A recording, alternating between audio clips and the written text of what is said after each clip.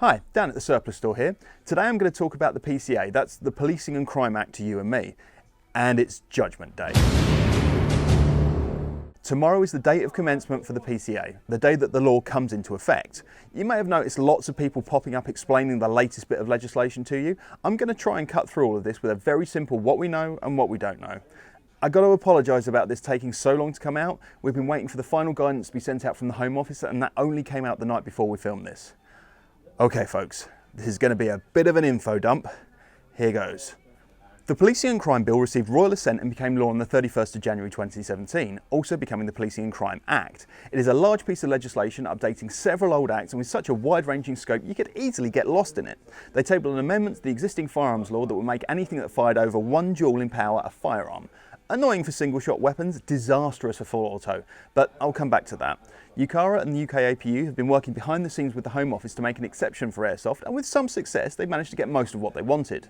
The airsoft exception allows for single-shot airsoft guns to go up to 2.5 joules and anything that's full auto capable to go up to 1.3 joules with a couple of stipulations. Oh, that's equivalent to approximately 520 FPS and 375 FPS when measured with the .2 gram BB. The airsoft gun has to be designed to fire plastic or mainly plastic round BBs with a maximum size of 8mm.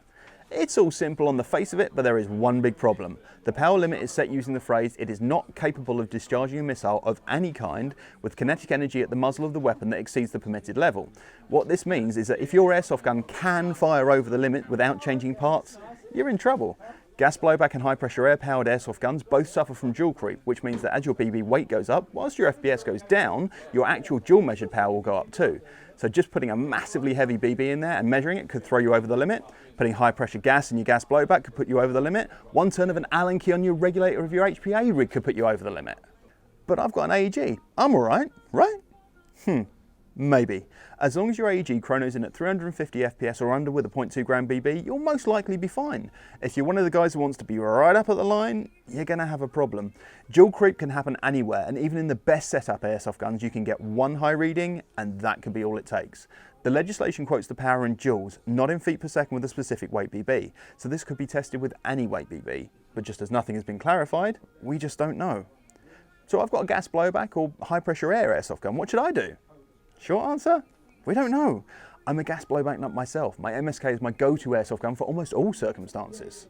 Also, semi-locked DMRs can be a problem too.